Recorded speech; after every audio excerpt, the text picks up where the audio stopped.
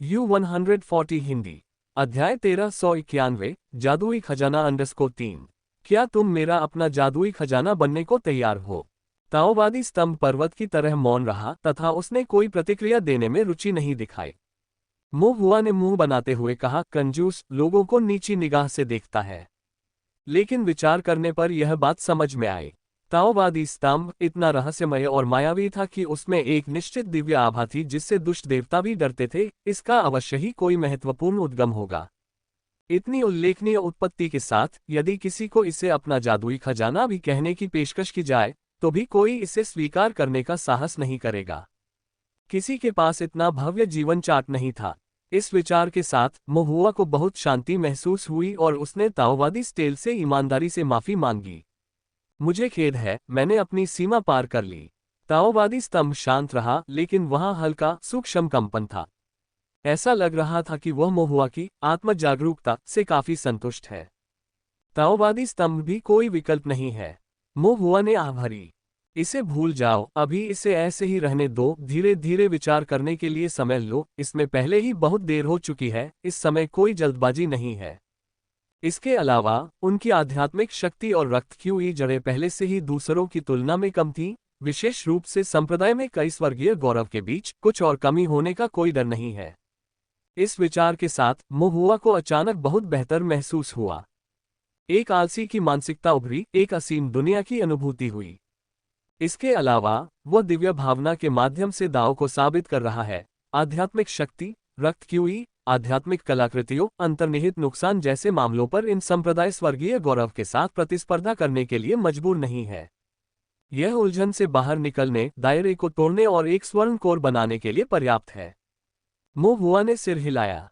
फिर उसने ताइक्सू टोकन निकाला। ताइक्सू टोकन पर एल्डर जून द्वारा प्रेषित एक लंबा पाठ था। 10,000 राक्षसों की घाटी में मूल चुंबक संकेत कमजोर है, इसलिए इस पाठ को पूरी तरह से प्रसारित करने में काफी समय लगा। महुआ ने इसे एक बार पढ़ा और थोड़ा चौंक गया। आभासी और वास्तविक शक्ति वर्तमान विश्व को दिव्य विचार के साथ विलीन कर रही है। ब्लड क्रीक और व्हाइट बोन की भूमि वास्तव में दानव प्रेत को पालने की जगह नहीं है। असली रहस्य इसके अंदर गहराई में छिपा है। 10,000 राक्षसों की पूरी घाटी एक दिव्य मार्ग संरचना है जो एक विशाल संरचना से व्याप्त है। 10,000 राक्षसों की घाटी के भीतर अत्यंत गहन दिव्य गठन विरासत की एक पूरी वंशावली है। अल्पविराम। निर्माण कला का ये बुजुर्ग एक मास्टर है। 10,000 राक्षसों की घाटी में संरचना ने वास्तव में कुछ सुराग दिखाए, लेकिन वह इसे पूरी तरह से समझ नहीं पाया। इसके अलावा कुछ विवरणों पर उनका ध्यान ही नहीं गया। ये निर्माण दृष्टि और संज्ञानात्मक संरचना के संदर्भ में साधना क्षेत्र द्वारा लाया गया अंतर है। अलावा अत्यंत गहन दिव्य गठन विरासत की एक पूरी वंशावली। महुआ की आंखें चमक उठीं। यहाँ दिव्य संरचना विरासत शायद उससे भी अधिक भयानक है जितना उसने सोचा था। अवसर दुर्लभ है, इसलिए महुआ ने तुरंत ट्रांसमिशन के माध्यम से जून जियो से आभासी और वास्तविक शक्ति, वर्तमान दुनिया और दिव्य विचार का विलय, गठन संरचना, दिव्य गठन रहस्य के बारे में पूछताछ की। पढ़ने के बाद जुन जियो को अपने सिर में झुंझुनी महसूस हुई। ये निर्माण संबंधी प्रश्न एक फाउंडेशन स्थापना शिष्य इन्हें कैसे पूछ सकता है? जून जियो ने मन ही मन बुदबुदाया, लेकिन वह जवाब नहीं दे सका, इसलिए वह जून जिक्सियन से पूछने गया। ये प्रश्न सुनकर जून जिक्सियन की आंखें चमक उठीं और उसने एक एक करके उनका उत्तर दिया। जून जियो ने फिर उन्हें महुआ के पास वापस भेज दिया। बाद में महुआ ने फिर से पूछा, जिससे जून जियो के पास जून जिक्सियन से फिर से पूछने के अलावा कोई विकल्प नहीं बचा, और अंत में जून जिक्सियन ने अधीरता से अपना हाथ बढ़ाया और कहा, मुझे अपना ताइक्सू टोकन दो। अनिच्छा से जून जियो ने अपना एल्डर्स मेडल जून जिक्सियन को सौंप दिया। इसके बाद जून जिक्सियन ने महुआ के साथ कुछ देर तक बातचीत की। दोनों ने फॉर्मेशन के मुद्दों पर विचारों का आदान प्रदान किया, सुखद बातचीत की तथा जुन जियो को पूरी तरह से भूल गए, उसे एक तरफ छोड़ दिया। जुन जिक्सियन अब उस कष्टप्रद मनोदशा में नहीं था। मैं सुअर के सामने मोती नहीं फेंकना चाहता, इसके बजाय वह उत्साह से भरा हुआ था, जीवंत बातें कर रहा था। जुन जियो ने असहाय होकर आह भरी। अंततः बातचीत समाप्त हो गई। जुन जिक्सियन ने ताइक्सू एल्डर का टोकन जुन जियो को वापस सौंप दिया और कहा, वह एक अत्यंत आशाजनक प्रतिभा है, फॉर्मेशन में उसका भविष्य असीम है। समाप्त करने के बाद उन्होंने 10,000 राक्षसों की घाटी को एक गंभीर भाव से देखा। इस घाटी के अंदर इस बच्चे को नुकसान नहीं पहुंचाया जाना चाहिए। जून जियो ने चुपचाप उसकी ओर आंखें घुमाई और सोचा, क्या तुम्हें ऐसा कहने की जरूरत भी है? फिर उसने फिर से आह भरी। इस प्रकार गतिरोध कई दिनों से जारी है तथा यह अनिश्चित है कि घटनाक्रम कब बदलेगा। अल्पविराम। 10,000 राक्षसों की घाटी के अंदर मोहुआ और एल्डर जून जिक्सियन ने कुछ देर तक बातचीत की, जिससे उन्हें बहुत लाभ हुआ। यद्यपि एल्डर झुन जिक्सियन की संरचना कौशल एल्डर मास्टर झुन से बहुत कमतर थी, फिर भी संरचना के बारे में उनकी समझ और कुछ संरचनाओं पर उनके अनुभव और अंतर्दृष्टि भी अद्वितीय थी। मोहुआ बहुत प्रभावित हुआ। वास्तव में 3 बार की संगति में हमेशा एक शिक्षक होता है। किसी भी फॉर्मेशन मास्टर को कभी कम मत आंकिए, हमेशा विनम्र हृदय रखिए, सोचिए, सीखिए और अधिक मांगिए। इसके अलावा ये 10,000 राक्षसों की घाटी के भीतर दिव्य संरचना के संबंध में एल्डर जून जिक्सियन द्वारा दिए गए अनुमानों के बारे में था। बातचीत के एक दौर के बाद मोहुआ के मन में कुछ अस्पष्ट विचार आए, लेकिन वह अस्थायी रूप से निश्चित नहीं हो सकी। अगले दिन 10,000 राक्षसों के कारागार के दुष्ट उपकरणों के कक्ष के अंदर दुष्ट शस्त्र मास्टर के रूप में जाना जाने वाला बूढ़ा राक्षस साधक अभी भी ओयांगम्यू को तलवार की हड्डी को परिष्कृत करने और दुष्ट तलवार बनाने की शिक्षा दे रहा था। ओयांगम्यू रक्तकुंड और अस्थि भट्ठी के बीच खड़ा होकर तलवार को परिश्रमपूर्वक परिष्कृत कर रहा था। दुष्ट उपकरणों के कक्ष के बाहर जिन बुई की आंखें सांपों जैसी थीं, वह कुछ देर तक देखता रहा। यह देखकर कि ओयांगम्यू कभी सुस्त नहीं पड़ता और सचमुच दुष्ट तलवार को गहराई से गढ़ रहा है, उसने संतोष से सिर हिलाया। एक बार ओयांगम्यू दानव पथ में प्रवेश कर जाए और एक दुष्ट तलवार मास्टर बन जाए तो सब कुछ आसान हो जाएगा। जिन बुई बिना किसी भावना के चले गए, लेकिन वह ये नहीं जानता था कि बाह्य रूप से ओयांगम्यू ने वास्तव में पूरी घटना में भाग लिया था, लेकिन वह वास्तव में सच्चे दुष्ट मार्ग की गढ़ने की प्रक्रिया में शामिल नहीं था। इसका एक कारण ये था कि मोहुआ ने उसे सुचारू बचाव सिखाया था और दूसरा कारण ये था कि उस बूढ़े राक्षस साधक ने इस पर आंखें मूंद ली थीं। मोहुआ को ये बात अजीब लगी और उसने ओयांगम्यू को बताया। बूढ़े आदमी से ओयांग परिवार के साथ उसके रिश्ते के बारे में पूछो। ओयांगम्यू चौंका, उसने थोड़ा सिर हिलाया, फिर बूढ़े राक्षस साधक की ओर मुड़ा और कहा, बूढ़ा। मोहुआ के प्रभाव में आकर उन्होंने लगभग बूढ़ा आदमी कह दिया। ओयांगम्यू खांसा, अपना पता बदला और धीरे से बोला, बूढ़े पूर्वज, क्या आपका हमारे ओयांग परिवार से कोई संबंध है? बूढ़े राक्षस साधक का शरीर कांप उठा, उसने अपनी गतिविधियां बंद कर दी, उसके शरीर से शत्रुता और अनिच्छा की तीव्र भावना प्रकट हुई। कमरे का माहौल अचानक गर्मा गया। चारों ओर सन्नाटा था, केवल भयावह हरी भट्टी की आग चटक रही थी, जिससे दमनकारी ध्वनियां उत्पन्न हो रही थीं। ओयांगम्यू ने अपनी लार निगल ली, अपनी आंखें थोड़ी नीची कर ली, अपनी आस्तीन पर नजर डाली, फिर धीरे से कहा, अगर आप नहीं कहना चाहते तो भूल जाए। बूढ़े राक्षस साधक ने अचानक अपना सिर घुमाया, ओयांगम्यू को धुंधली आंखों से देखा, एक उदास अभिव्यक्ति के साथ, अत्यंत जटिल भावनाओं के साथ मिश्रित। अंततः उसने आह भरी, ठीक है, तुम्हें ये बताने में कोई हर्ज नहीं है। ओयांगम्यू ने राहत की सांस ली और अपने हाथ में पकड़ी सफेद हड्डी को नीचे रखने ही वाला था।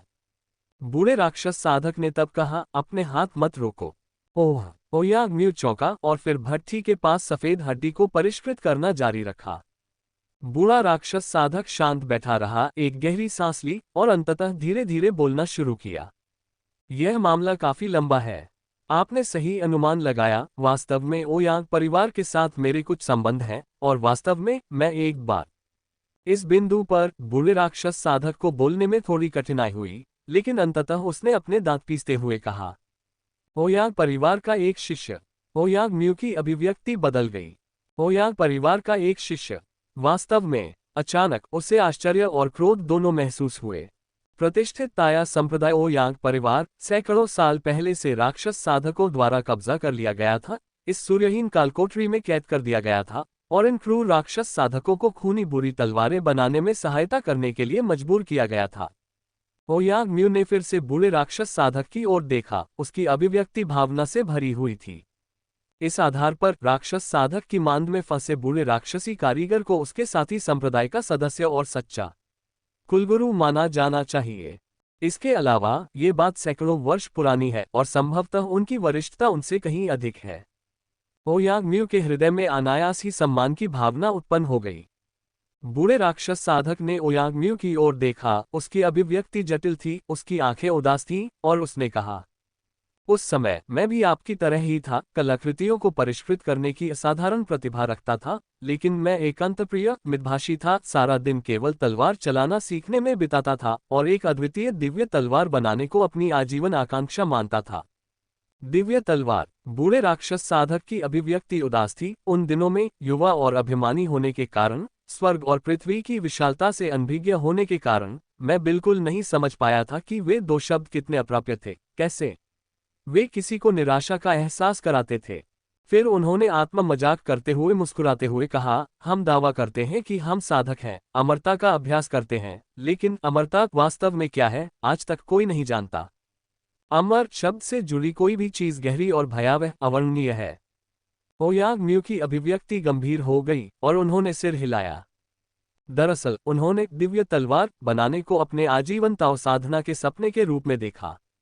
लेकिन जितना अधिक वह गहन साधना करता गया, जितनी अधिक तलवारें बनाता गया, उतना ही अधिक उसे महसूस होता गया कि दिव्य शक्ति उसकी पहुंच से परे है। इस जीवन में तो शायद वह कभी भी दिव्य तलवार के पास भी नहीं आएगा। इसे अपने हाथों से बनाना तो दूर, एक झलक भी उसके लिए बड़ी विलासिता होगी। बूढ़े राक्षस साधक की धुंधली आंखें चुपचाप ओयांग म्यू को देख रही थीं। उसके विचार जटिल और अकल्पनीय थे। अंततः उसने आह भरी और आगे कहा, सैकड़ों साल पहले मैं अभी भी ताया संप्रदाय का सदस्य था, ओयांग परिवार का एक शिष्य। उस समय ओयांग परिवार पहले से ही परिवर्तनों की योजना बना रहा था। अब केवल तलवार चलाने पर ध्यान केंद्रित नहीं कर रहा था, बल्कि तलवारबाजी के साथ संयोजन में इसका उपयोग कर रहा था। तलवार तकनीक विकसित करने का मार्ग बना रहा था, एक सच्चा तलवार दाव संप्रदाय बन रहा था। लेकिन मैं तलवारबाजी सीखना नहीं चाहता था, मैं तो केवल तलवार चलाना चाहता था। अन्य लोगों ने तलवारबाजी सीखने के लिए तलवार के हथियार त्याग दिए, लेकिन मैं पूरे मन से दिन रात अथक परिश्रम करते हुए तलवार चलाने की विधियों पर शोध करता रहा। संप्रदाय में मेरा कोई महत्व नहीं था, लेकिन इससे कोई फर्क नहीं पड़ता था जब तक मैं तलवारें चला सकता था। इस बिंदु पर बूढ़ा राक्षस साधक खुद को रोक नहीं सका, बल्कि झुक गया, कई बार खांसने लगा और खून की खांसी करने लगा। लेकिन वह चिंतित नहीं था, बल्कि चुपचाप खून के धब्बे पोंछते हुए बोला, मूल रूप से मैंने सोचा था कि मैं ताई आज संप्रदाय में ही रहूंगा और बुढ़ापे तक लगातार कलाकृतियों को परिष्कृत करने और तलवार चलाने की कला सीखता रहूंगा। फिर भी अप्रत्याशित रूप से बूढ़े राक्षस साधक की अभिव्यक्ति कड़वी हो गई। एक बार पहाड़ पर शिकार करते समय मैं गलती से रास्ता भटककर 10,000 राक्षसों की घाटी के बाहर घने जंगल में चला गया। कुछ राक्षस साधकों ने मुझे खोज लिया, उन्होंने मेरा शिकार करना शुरू कर दिया। मैं उनका मुकाबला करने के लिए पर्याप्त मजबूत नहीं था और उन्होंने मुझे पकड़ लिया। उन्होंने अपने खूनी मुंह खोल दिए। पहले तो वे मुझे खाना चाहते थे, लेकिन जब उन्हें मेरी तलवार चलाने की क्षमता का पता चला, तो उन्होंने मेरी जान बख्श दी और मुझे उनके लिए खतरनाक तलवारें बनाने की अनुमति दे दी। मेरे पास कोई विकल्प नहीं था। बूढ़े राक्षस साधक की अभिव्यक्ति लकड़ी जैसी थी। जब मैं संप्रदाय में था तो मैंने भी एक बार सोचा था कि मैं एक दृढ़ धार्मिक साधक था। मैंने सोचा था कि मैं राक्षसों के सामने धार्मिक मार्ग को कायम रख सकता हूँ, खुद को मृत्यु के लिए समर्पित कर सकता हूँ। लेकिन जब मैंने सचमुच उन मुस्कुराते हुए राक्षस साधकों का सामना किया, तो मुझे एहसास हुआ कि मैं गलत था। मैं अपने बारे में कुछ नहीं जानता था। मैं कायर था। जब बूढ़े राक्षस साधक ने ये शब्द कहे तो उसकी निगाह उदासीन थी। ऐसा लग रहा था कि वर्षों से गैर मानवीय पीड़ा ने उसके गौरव को नष्ट कर दिया था और असहाय वास्तविकता को स्वीकार कर लिया था। ओयांग म्यू ने सहानुभूति दिखाई, बूढ़े बड़े, यह आपकी गलती नहीं है। बूढ़े राक्षस साधक ने अपना सिर हिलाया, बातें यहाँ तक आ गई हैं, मैं पहले ही ऐसा हो चुका हूँ, अब सही और गलत पर चर्चा करना व्यर्थ है। ओयांग म्यू उसे कुछ शब्दों से सांत्वना देना चाहता था, लेकिन वह अवाक था और तुरंत सांत्वना देने वाले शब्द सोचने में असमर्थ था। बूढ़े राक्षस किसान ने आह भरी और आगे कहा, मैंने समझौता किया, मैंने आत्मसमर्पण किया, मैंने अपने संप्रदाय को धोखा दिया, अपने कबीले को धोखा दिया और अपनी तलवार दाव को धोखा दिया। तब से मैं एक राक्षस साधक बन गया, एक दुष्ट तलवार मास्टर बन गया। मैंने अपनी पूर्ण पहचान त्याग दी। इस अंधेरे 10,000 राक्षसों के कारागार में राक्षस जानवरों के साथ राक्षस साधकों के बीच रहा, कलाकृतियों को परिष्कृत करने के लिए मानव हड्डियों, मांस और रक्त का उपयोग किया, यह नहीं जानता कि मैंने अब तक इन राक्षस साधकों के लिए कितनी दुष्ट तलवारें गढ़ी हैं। नहीं मुझे पता है कि इन राक्षस साधकों द्वारा चलाई गई इन दुष्ट तलवारों से कितने लोग मारे गए हैं। बूढ़ा राक्षस साधक थोड़ा हंसा, उसके मुंह में खून लगा था। ये स्पष्ट नहीं था कि यह आत्ममजाक था या आत्मसंतुष्टि। ओयांग म्यू को दुविधा महसूस हुई। तलवार चलाने वाला मास्टर ऐसा था कि एक धर्मी तलवार चलाने वाला मास्टर भी ये तय नहीं कर सकता था कि उनके द्वारा बनाए गए तलवार के हथियारों का उपयोग राक्षसों को भगाने के लिए किया जाएगा या लापरवाही से नुकसान पहुंचाने के लिए। दुष्ट तलवार मास्टर्स द्वारा दुष्ट तलवारें बनाने का उल्लेख नहीं किया गया है। और अब जैसे जैसे मेरा अंत निकट आ रहा है, अनगिनत पापों को करने का ये जीवनकाल चरम पर पहुंच रहा है। बूढ़े राक्षस साधक ने ओयांग म्यू की ओर देखते हुए कहा, लेकिन मरने से पहले मेरी एक इच्छा है कि मैं लगभग पूरा जीवन इस 10,000 राक्षसों की जेल में फंसा रहूं, न तो उम्र का पता चले और न ही दिन का, और लगातार कलाकृतियों के शोधन में लगा रहूं। ये शोधन तकनीकें धार्मिकता और बुराई दोनों से मिश्रित हैं। अंत में मैं भी उन्हें अलग नहीं कर सकता। हालांकि वे अच्छे या बुरे हैं, वे मेरे जीवन भर के श्रम का फल हैं। मुझे उन्हें आगे बढ़ाना होगा, अन्यथा मैं अपनी आंखें बंद करके मर जाऊंगा। बूढ़े राक्षस साधक ने ओयांग म्यू को घूरते हुए देखा, उसकी निगाहें गहरी थीं। 10,000 राक्षसों की जेल में केवल तुम ही हो जिसे मैं ये राक्षस दे सकता हूँ। ओयांग म्यू स्तब्ध रह गया, उसकी अभिव्यक्ति झिझक भरी थी। यदि यह धार्मिक तलवार चलाने की तकनीक होती तो स्वाभाविक रूप से वह आभारी होता। लेकिन ये बुजुर्ग एक दुष्ट तलवार मास्टर था, उसके कौशल बड़े पैमाने पर खूनी और दुष्ट तलवार कास्टिंग विधियों से बने थे। वह सीखना ही नहीं चाहता था। ये सोचकर कि क्या करना है, उसने आदतन अपना सिर नीचे किया, अपनी आस्तीन पर नजर डाली और फिर अपने दिल में दृढ़ निश्चय किया। आपकी दयालुता के लिए धन्यवाद बड़े। ओयांग म्यू की अभिव्यक्ति कुछ देर के लिए द्वंद्वात्मक थी, अंततः उसने आह भरी और कहा, मैं सीखूंगा। बूढ़े राक्षस साधक ने एक लंबी सांस छोड़ी, उसका पूरा शरीर शिथिल हो गया। फिर उन्होंने अहंकार के साथ ओयांग म्यू को संबोधित करते हुए कहा, मैं ताई आ संप्रदाय के ओयांग परिवार से हूँ। मेरी तलवार चलाने की कला अनगिनत परीक्षणों के माध्यम से निखर कर आई है। कम से कम द्वितीय श्रेणी की शिल्पकला शोधन के क्षेत्र में मैं स्वयं को किसी भी तलवार ढलाई मास्टर के समान सक्षम मानता हूँ। मैंने अपने जादुई खजाने पर शोध करने में भी काफी प्रयास किया है। यदि आप मेरे ये कौशल सीखते हैं तो आप निश्चित रूप से अपने साथियों के बीच श्रेष्ठ होंगे। भले ही आप 10,000 राक्षसों की जेल से बच नहीं सकते और राक्षस साधकों के बीच रहना पड़े, फिर भी आप फल फूल सकते हैं। चाहे राक्षस साधक कितने भी भयानक क्यों न हो, वे आपको कम आंकने का साहस नहीं कर पाएंगे। क्या वह दिन आएगा जब आप 10,000 राक्षसों की जेल में कोर फॉर्मेशन प्राप्त करेंगे और तीसरे दर्जे के दुष्ट तलवार मास्टर बनेंगे? बूढ़े राक्षस साधक की आंखों में आशा की एक चमक दिखाई दी जब उसने धीरे से कहा, युवा स्वामी शायद तुम्हें रिहा भी कर देंगे और तुम्हें अपना एक विश्वसनीय सहयोगी बनाकर बाहर उनकी सेवा करने के लिए भेज देंगे। बाहर का जीवन बहुत अधिक चिंतामुक्त होगा। ओयांग म्यू आश्चर्यचकित था, आप वास्तव में बाहर निकल सकते हैं? बूढ़े राक्षस साधक ने सिर हिलाया, आपको बस कोर फॉर्मेशन हासिल करने की जरूरत है। हालांकि उन्होंने फिर आह भरी, कोर फॉर्मेशन हासिल करना कहना जितना आसान है, करना उतना आसान नहीं है। इस 10,000 राक्षसों की जेल में जहां इतने सारे राक्षस साधक हैं, सैकड़ों सालों में बहुत कम लोग इसे हासिल कर पाए हैं। हालांकि यह सच है कि संसाधनों की कमी है, साधना तकनीकों में खामियां हैं तथा राक्षसी शक्तियों का नियंत्रण खोने की प्रवृत्ति है, फिर भी यह दर्शाता है कि कोर फॉर्मेशन कितना कठिन है। लेकिन कम से कम यह आशा करने लायक बात तो है। ओयांग म्यू ने धीरे से सिर हिलाया। फिर उसने मोह हुआ के निर्देशानुसार अपनी आस्तीन पर नजर डाली और पूछा, वरिष्ठ, जब आप युवा स्वामी की सेवा करने की बात करते हैं तो यह युवा स्वामी कौन है? ओयांग म्यू को आश्चर्य हुआ जब युवा गुरु का उल्लेख सुनते ही वृद्ध राक्षस साधक के चेहरे पर उदासी छा गई और वह कांपते हुए बोला, पूछताछ मत करो और न जानना ही बेहतर है। तुम्हें केवल ये जानना है कि इस 10,000 राक्षसों की जेल में सब कुछ युवा स्वामी के आदेशों का पालन करता है। बहुत जिज्ञासु मत बनो, अन्यथा तुम्हें ये भी पता नहीं चलेगा कि तुम कैसे मरे। ओयांग म्यू का दिल कांप उठा, उसने सिर हिलाया और कहा, मैं समझता हूँ। बूढ़े राक्षस साधक के चेहरे पर थोड़ी नरमी आई, फिर उसने कहा, कल से मैं आधिकारिक तौर पर तुम्हें अपने जीवन का ज्ञान देना शुरू करूंगा और सबसे पहले और सबसे महत्वपूर्ण होगा उद्धरण चिन्ह ... अपनी स्वयं की दुष्ट तलवार फेंकना। ठीक है। ओयांग म्यू की अभिव्यक्ति कुछ उदासीन थी। ये देखकर बूढ़े राक्षस साधक ने आह भरी, मैं जानता हूँ, यद्यपि तुमने मौखिक रूप से दुष्ट तलवार मास्टर बनने के लिए सहमति दे दी है, तुमने अभी तक इसे मानसिक रूप से स्वीकार नहीं किया है।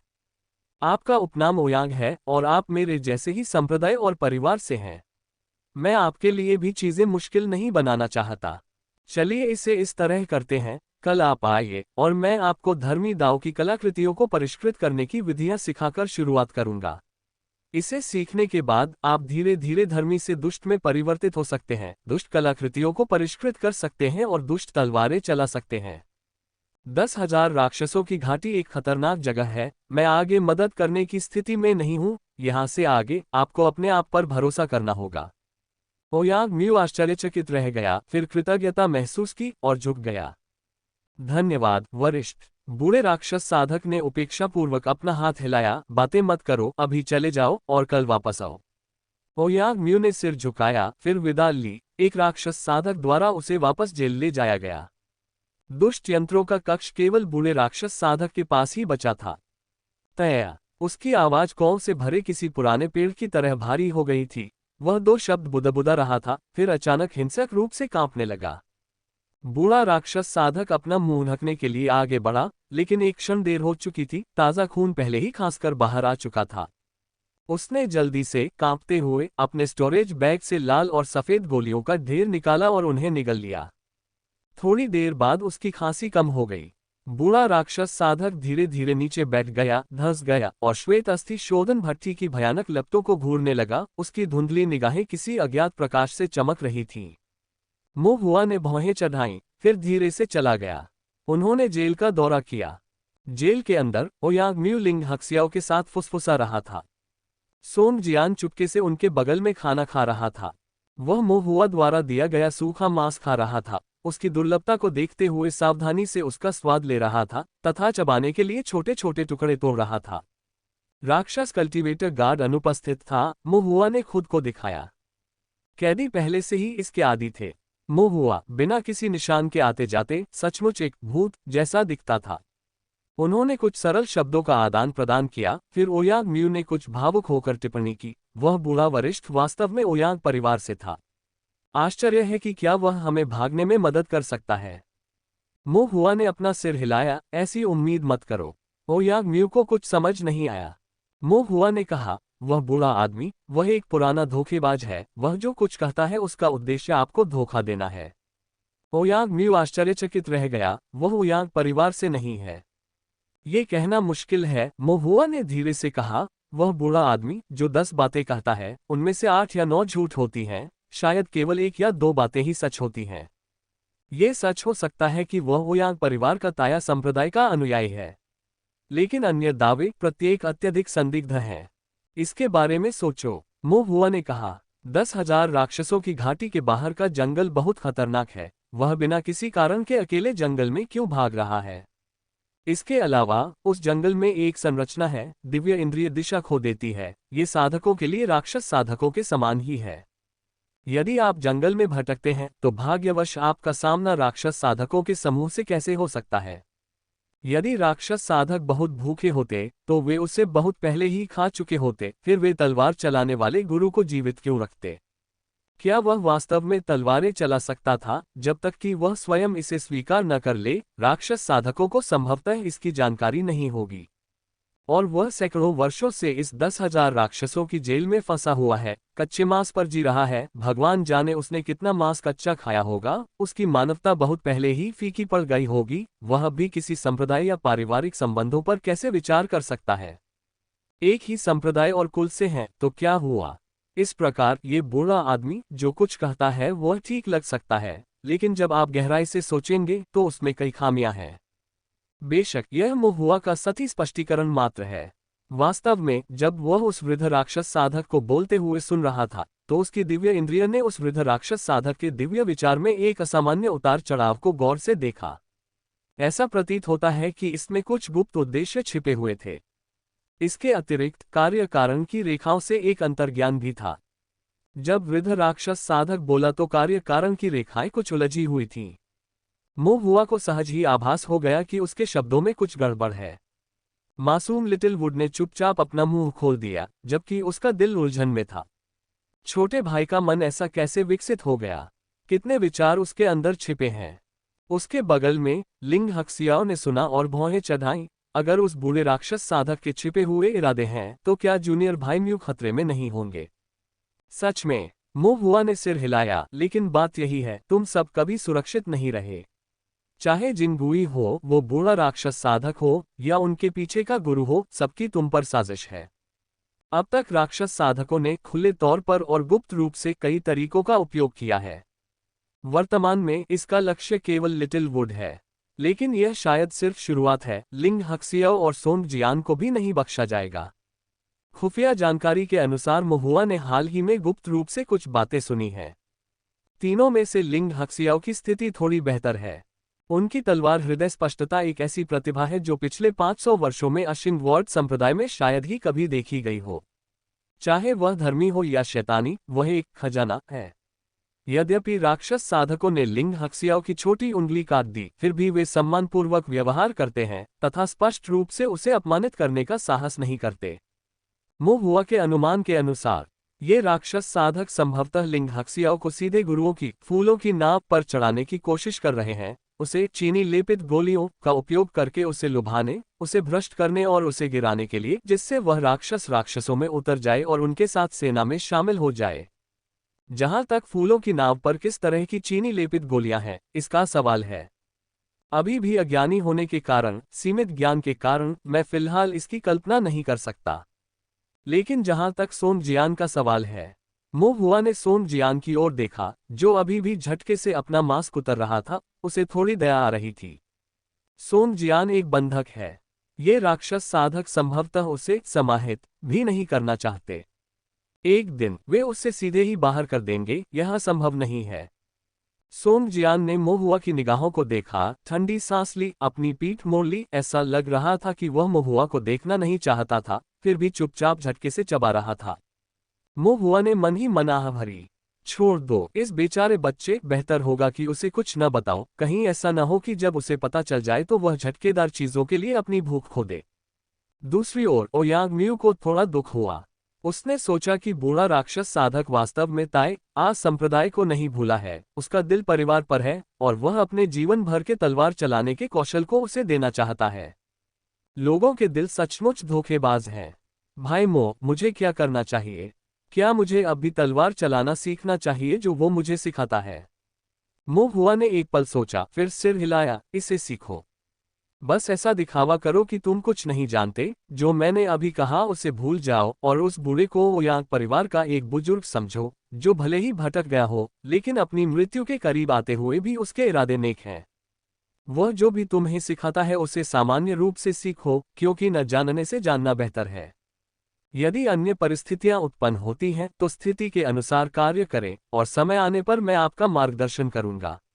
मोहुआ ने कहा, ठीक है भाई मो। ओयांग म्यू ने बार बार सिर हिलाया।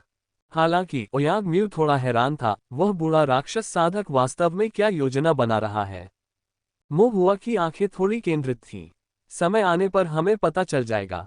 अल्पविराम। अगले दिन दुष्ट उपकरणों के कक्ष के अंदर बूढ़ा राक्षस साधक फिर से अपने राक्षस चमड़े के चर्मपत्र के टुकड़े को देख रहा था। ओयांग म्यू सफेद हड्डियों को परिष्कृत कर रहा था, परिष्कृत लोहे को मिला रहा था। एक बार जब सफेद हड्डी ठीक से जुड़ गई तो बूढ़े दानव साधक ने दानव की खाल का चर्मपत्र हटा दिया और वृद्ध स्वर में कहा, लगभग अब मैं तुम्हें सिखाऊंगा कि अपनी जीवनबद्ध तलवार की हड्डी कैसे डाली जाए। हाँ, ओयांग म्यू को मोहुआ के निर्देश याद आ गए और उसने सिर हिला दिया। वृद्ध राक्षस साधक का भाव गंभीर था और वह धीरे से बोला, हर तलवार में एक हड्डी अवश्य होती है। ये हड्डी तलवार की रीढ़, उसकी रीढ़ को संदर्भित करती है, जरूरी नहीं कि यह शाब्दिक हड्डी हो। तलवार बनाने की परंपरा के आधार पर तलवार की हड्डी की सामग्री सोना और जैत, चांदी और पीतल या तांबा और लोहा हो सकती है। ये लकड़ी और पत्थर जैसी आध्यात्मिक वस्तुएं भी हो सकती हैं, या निश्चित रूप से राक्षसी हड्डियां, जानवरों की हड्डियां और यहां तक कि कंकाल के रूप में मानव हड्डियां भी हो सकती हैं। एक नियमित स्पिरिट तलवार की तलवार हड्डी को अधिक विस्तार की आवश्यकता नहीं होती है। हालांकि एक जीवनबद्ध तलवार ब्लैंक के लिए, जिसे आध्यात्मिक शक्ति और जीवन के साथ गहराई से जुड़े हुए अपने स्वयं के जादुई खजाने बनने के लिए पोषित किया जाना चाहिए, तलवार की हड्डी की मांग बेहद कठोर है। वास्तव में तलवार की हड्डी ही सीधे तौर पर जीवनबद्ध आत्मा तलवार की अंतिम गुणवत्ता निर्धारित करती है। केवल बेहतरीन हड्डी से ही बेहतरीन तलवार बनाई जा सकती है। बिना आधार वाली हड्डी वाली तलवार लोहे के टुकड़े से अधिक कुछ नहीं है। बोलने के बाद बूढ़े मॉन्स्टर साधक ने स्टोरेज बैग से स्पाइन बोन का एक लंबा टुकड़ा निकाला और गंभीरता से देखा। यह तलवार की हड्डी बनाने के लिए इस्तेमाल की जाने वाली सामग्री है।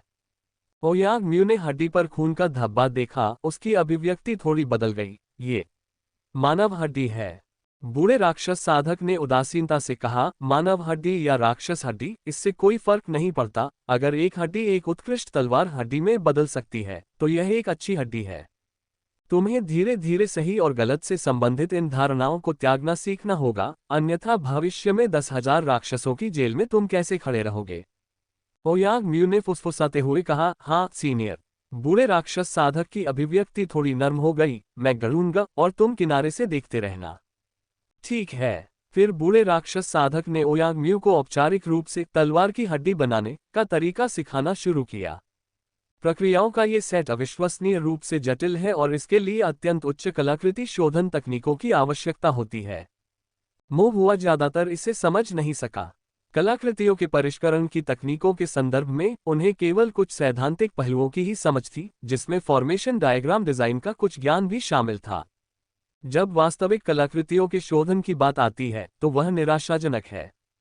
यहां तक कि द्वितीय श्रेणी के कलाकृति शोधन हथौड़े के साथ भी उन्हें संघर्ष करना पड़ा। इसलिए जब बूढ़े राक्षस साधक ने लिटिल वुड को तलवार बनाना सिखाया तो वह केवल किनारे से ही देख सकता था।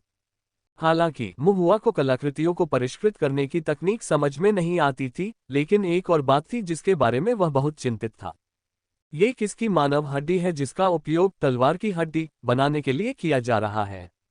यह मानव अस्थि पुराने राक्षस साधक द्वारा संजोई और संग्रहित की गई है, विशेष रूप से जीवनबद्ध तलवार अस्थि को परिष्कृत करने के लिए आरक्षित है, जो दर्शाता है कि इसकी उत्पत्ति साधारण नहीं होनी चाहिए।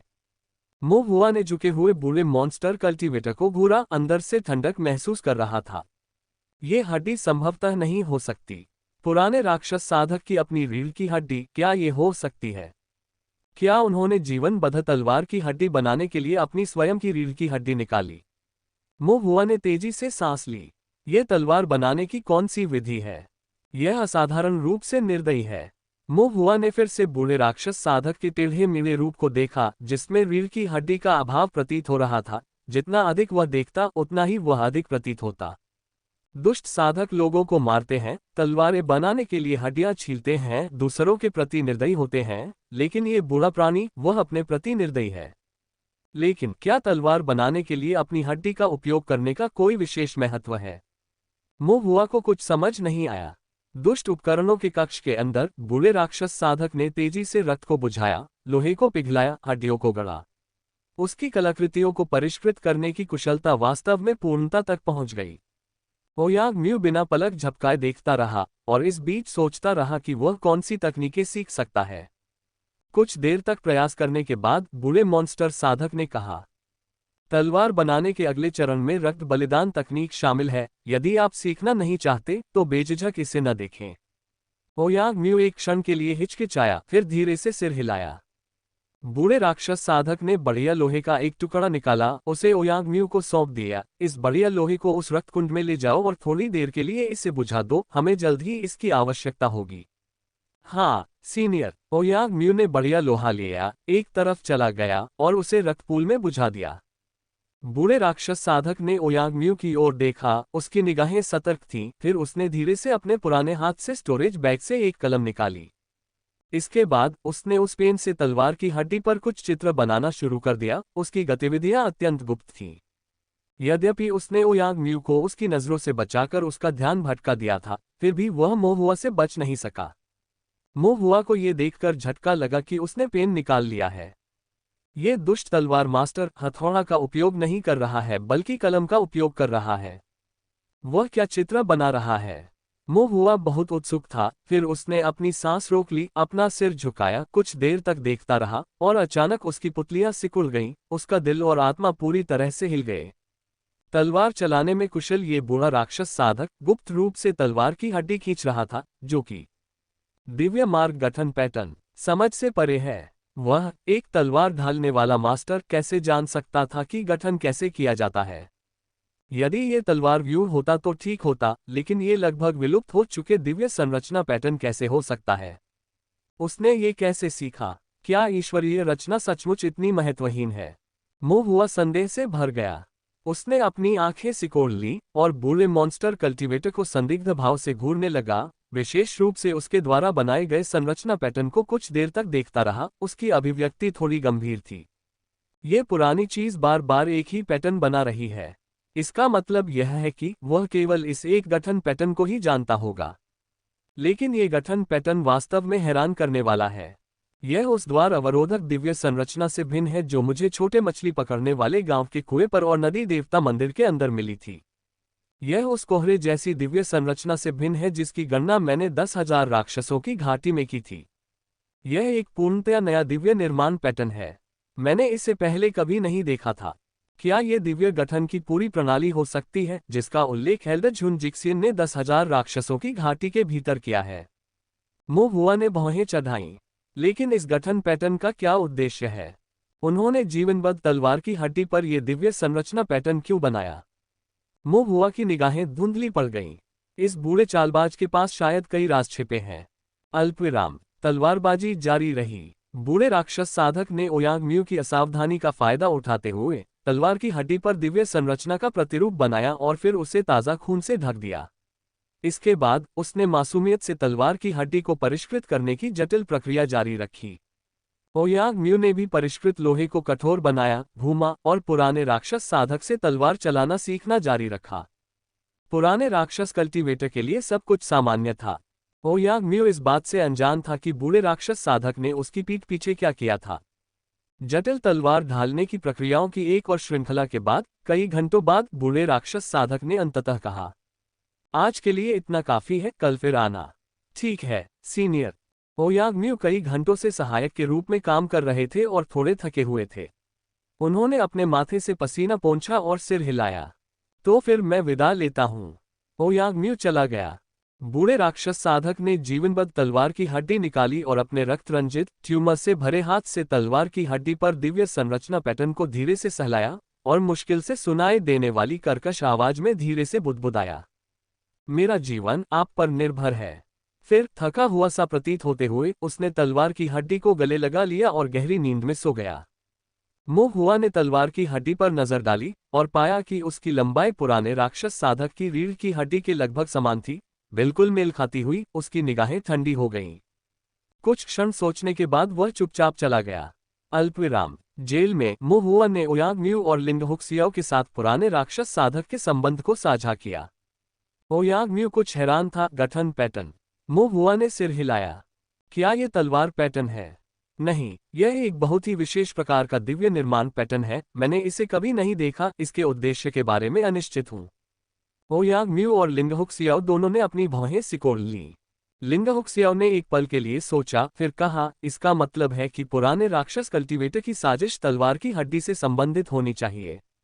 क्या वह अपनी जीवन बाधित तलवार भ्रूण को डालने की तैयारी कर रहा होगा? मो हुआ ने सिर हिलाया। ये संभव है।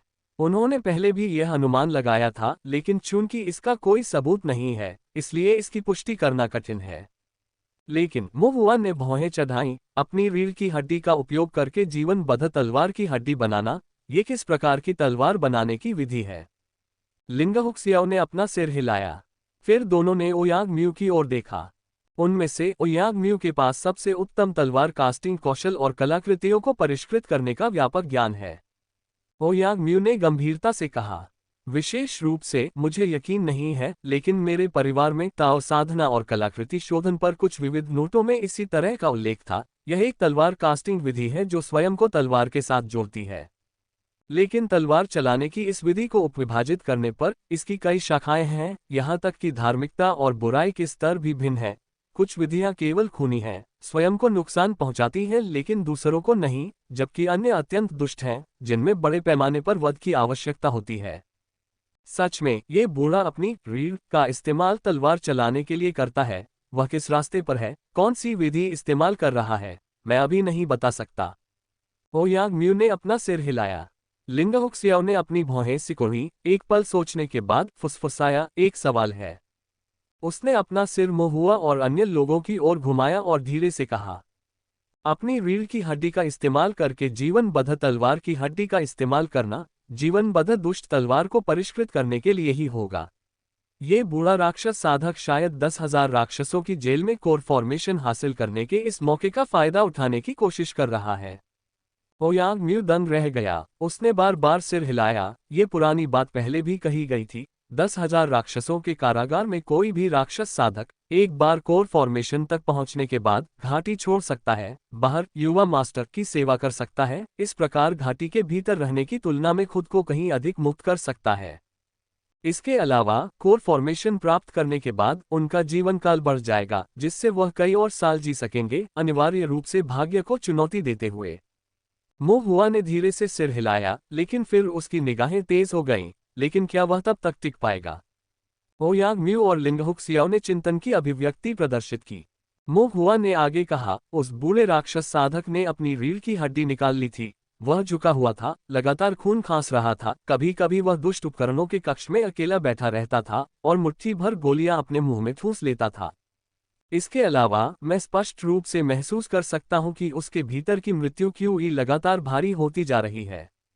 मो हुआ ने ओयांग म्यू की ओर देखा। जीवनबद्ध तलवार की हड्डी को ढालने, जीवनबद्ध दुष्ट तलवार को परिष्कृत करने में काफी समय लगेगा। मुझे डर है कि तलवार उसके मरने से पहले ही समाप्त हो जाएगी। ओयांग म्यू ने सिर हिलाया। वास्तव में चतुर योजनाओं के बावजूद इस बूढ़े राक्षस कल्टीवेटर का समय समाप्त हो रहा है। इस सारे उपद्रव का क्या मतलब है? ओयांग म्यू ने अपनी भौहें सिकोड़ ली, कुछ देर सोचा, पता नहीं क्या दिमाग में आया, अचानक चौंक गए। भाई मो, एक और संभावना है। मो हुआ ने हिचकिचाते हुए कहा, क्या संभावना है? ये तो ओयांग म्यू का चेहरा जरा पीला पड़ गया। उसकी तलवार की हड्डी तो पहले ही ढल चुकी है। उसने मुझे तलवार चलाना सिखाने का दावा किया था, लेकिन ये सब तो बस दिखावा है। ओयांग म्यू ने पुनः याद किया और सिर हिलाया। हाँ, इन दिनों में उसने मुझे तलवार चलाना सिखाया, जाहिर है मेरे फायदे के लिए। तलवार चलाने के खूनी और खतरनाक तरीके उसने मुझे कभी छूने नहीं दिए। असल में ऐसा इसलिए है क्योंकि मुझे कुछ भी करने की जरूरत ही नहीं है। उसकी रीढ़ की हड्डी पहले ही जालीदार तलवार की हड्डी बन चुकी है। मो हुआ की निगाहें थोड़ी बदल गईं। तो क्या उसने तलवार की हड्डी गढ़ी, लेकिन उसे एक जीवित दुष्ट तलवार में और परिष्कृत नहीं किया? क्योंकि कुछ कमी है, कुछ भूल रहा हूं। मो हुआ के बोलने के बाद उसने ओयांग म्यू की ओर देखा। लिंग हक्सियाओ ने एक पल के लिए सोचा और ओयांग म्यू को भी देखा। ओयांग म्यू एक पल के लिए स्तब्ध रह गया और खुद की ओर इशारा करते हुए बोला, मैं। हाँ, मो हुआ ने सिर हिलाया। तुम्हारे आने से पहले वह बूढ़ा चुपचाप तलवारें निखार रहा था। तुम्हारे आने के बाद उसने तलवार की हड्डी निकाली और एक जिंदा बुरी तलवार बनाने की योजना बनाने लगा। ये स्पष्ट है कि आप ही कुंजी हैं और साथ ही आप ही उसकी जीवनदायी तलवार बनाने और गोल्डन कोर बनाने की शर्त भी है। लिंग हक्सियाओ चिंतित दिखे, तो जूनियर भाई म्यू बहुत खतरे में है ना? चूंकि जीवनबद्ध तलवार की हड्डी को पहले ही परिष्कृत किया जा चुका है, इसलिए यह बहुत जल्द ही हो सकता है कि वह बूढ़ा राक्षस साधक अपना जादुई खजाना बना ले और उससे एक कोर बना ले।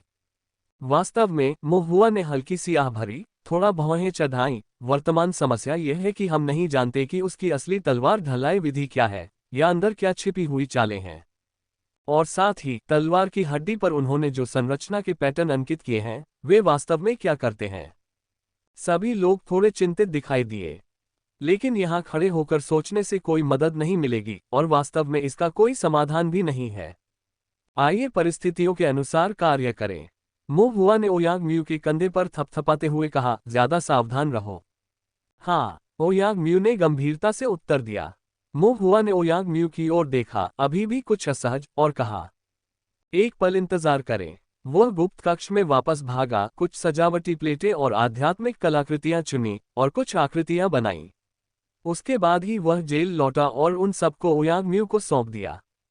इन्हें गुप्त रूप से छिपा दो। ये spirit tool hot protecting mirror, इस पर गोल्ड स्टोन फॉर्मेशन है और यह आपकी मुख्य धमनियों की रक्षा कर सकता है।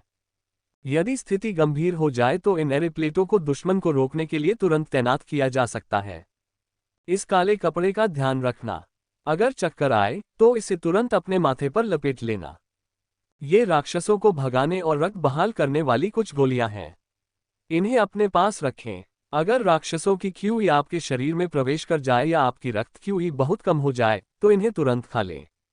अल्पविराम। मोहुआ ने एक एक करके सलाह दी। ओयांग म्यू बहुत प्रभावित हुए और उन्होंने मोहुआ के निर्देशों को अपने दिल में दृढ़ता से याद किया, कृतज्ञतापूर्वक कहा, धन्यवाद भाई मो। हाँ, मोहुआ ने सिर हिलाया। इन उपायों के साथ लिटिल वुड के पास कम से कम आत्मसंरक्षण के कुछ साधन तो हैं। यह अभी स्पष्ट नहीं है कि वह बूढ़ा राक्षस साधक कब अपना कदम उठाएगा। अल्पविराम। अगले दिन मोहुआ बूढ़े राक्षस साधक के दुष्ट उपकरणों के कक्ष की ओर आगे बढ़ा। वह देखना चाहता था कि क्या उसे कोई अन्य सुराग मिल सकता है। लेकिन जब वह दुष्ट उपकरणों के कक्ष में पहुंचा तो उसने पाया कि अंदर पहले से ही कोई मौजूद था। एक विशाल और मजबूत आकृति जिसकी आभा बहुत बदल गई थी। जिन बुई उस बूढ़े राक्षस साधक से बात कर रहे थे। ऐसा लग रहा था जैसे वह किसी बात पर डांट लगा रहा हो। बहुत धीमा। क्या आप सचमुच उसे बुरी कलाकृतियों को परिष्कृत करना सिखा रहे हैं? ओयांग परिवार का वह छोटा सा बदमाश कई दिनों से सीख रहा है, फिर भी ऐसा लगता है कि उस पर कोई बुरी आभा नहीं है। बुरी बात तुम क्या कर रहे हो? जिन गुई राक्षस बन गया था और वह बहुत अधिक चिड़चिड़ा हो गया था। बूढ़े राक्षस साधक की आंखों में ठंडक की झलक दिखाई दी, फिर वे फिर से धुंधली हो गईं। उसने अपना सिर नीचे किया और बुरी आवाज में कहा, कलाकृतियों को परिष्कृत करने के लिए एक प्रक्रिया का पालन करना आवश्यक है, चाहे वह धार्मिक दाव हो या दुष्ट मार्ग। इसे रातों रात हासिल नहीं किया जा सकता है, इसके लिए एक प्रक्रिया होनी चाहिए, चरण दर चरण। ये कहने के बाद वह कई बार खांसने लगा और अनजाने में ही उसकी खांसी से खून निकल आया। जिन गुई ने उसे थोड़ी उपेक्षा से देखा और धीरे से बुदबुदाया, बूढ़े सन की। फिर उसने ठंडी सांस ली और उदासीनता से कहा, आज से मैं किसी को तुम पर नजर रखने के लिए नियुक्त करूंगा, ये देखने के लिए कि क्या तुम सचमुच उस बच्चे को ठीक से सिखा रहे हो और क्या तुमने उस बच्चे को खून से सना हुआ राक्षसी मार्ग पर जाने दिया है। बूढ़े राक्षस साधक की अभिव्यक्ति थोड़ी बदल गई, अस्वीकार करते हुए। ये संभव नहीं है, तलवार चलाना गुप्त है और मेरा आजीवन काम है, इसे बाहरी लोगों द्वारा नहीं देखा जाना चाहिए। जिन गुई ने व्यंग्य किया, अब भी राज। चाहे आप तलवार चलाने में कितने भी माहिर क्यों न हो, आप तो बस दूसरे दर्जे के तलवार चलाने वाले उस्ताद हैं, आप दूसरे दर्जे की श्रेणी से बाहर नहीं निकल सकते। आपके शोधन नियंत्रण का क्या मतलब है? और हाँ, ये युवा स्वामी का आदेश है। 10,000 राक्षसों की घाटी में युवा स्वामी के मामलों से ज्यादा महत्वपूर्ण और क्या हो सकता है? क्या आप युवा मालिक के आदेश के विरुद्ध जाना चाहते हैं? बूढ़े राक्षस साधक ने अपनी आंखों की ठंडक दबा ली, अपना सिर नीचे कर लिया और कहा, मैं हिम्मत नहीं करूंगा। जिन गुई ने थोड़ा सिर हिलाया और उदासीनता से कहा, ठीक है, समय कम होता जा रहा है, तुम्हें जल्दी करना होगा और युवा स्वामी की भव्य योजना में देरी नहीं करनी होगी, वरना तुम बिना किसी विश्राम स्थल के आत्मा बिखरी हुई मर जाओगे। बूढ़े राक्षस साधक ने और कुछ नहीं कहा, बस अपना सिर नीचे झुका लिया। हाँ। बूढ़े राक्षस साधक पर एक ठंडी नजर डालकर जिन गुई मुड़ा और चला गया। जिन गुई के चले जाने के बाद दुष्ट यंत्र कक्ष, जिसमें हल्के हरे रंग की भूतिया लपटें और बदबूदार रक्त का तालाब था, में केवल बूढ़ा राक्षस साधक ही रह गया। बूढ़ा राक्षस किसान अभी भी अपना सिर नीचे झुकाए हुए था। रीढ़ की हड्डी खत्म हो जाने के कारण उनका शरीर झुका हुआ था और सिर नीचे करने के बाद सीधा खड़ा होना मुश्किल था। लेकिन चूंकि वह अपना सिर नीचे कर रहा था, मोहुआ उसकी अभिव्यक्ति को समझ नहीं सका, केवल उसे बुदबुदाते हुए सुना, हाँ, समय समाप्त हो रहा है। मोहुआ की निगाहें थोड़ी रुक गईं। उसके बाद बूढ़े राक्षस साधक ने कोई अन्य विशेष क्रिया नहीं दिखाए, वह कुर्सी पर लेटा रहा, राक्षस त्वचा के चर्मपत्र के टुकड़े को उलटता पलटता रहा। लगभग 1 घंटे बाद ओयांग म्यू को लाया गया, लेकिन ये समय अलग था। 2 राक्षस साधक उसके साथ थे और मोहुआ के अनुभव के आधार पर उनमें से एक कुत्ते के सिर वाला राक्षस साधक था।